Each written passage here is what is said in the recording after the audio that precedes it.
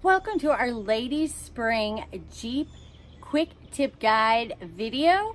Last time we were talking about the Dana 44, the Dana 30, talking about the differential when you're talking about a carrier or doing gears. So today what I want to do is I want to actually show you what is inside this differential, and I'm going to show you a carrier on a Dana 44 out of a JKU and show you what the carrier and the gears inside your differential look like, as well as these Rubicon lockers, the electronic lockers. So let's go inside together and we're going to see those pieces.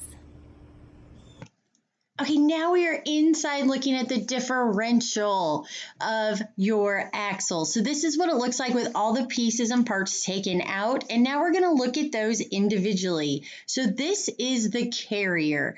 This is also out of a Dana 44 Rubicon. So this is an electronic locker. This is out of a stock Jeep. So as you can see, this makes it the electronic e-locker.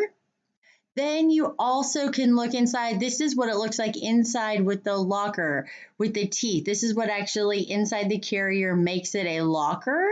And then if you look at this, this is a limited slip. So you can see the difference when you look inside the carrier. Now this is your ring gear.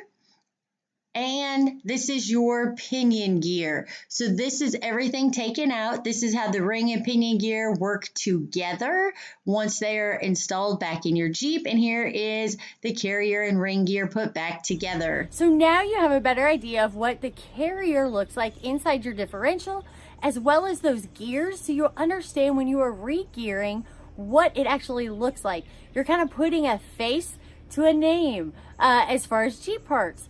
And you also got to see what a Rubicon electronic locker looks like.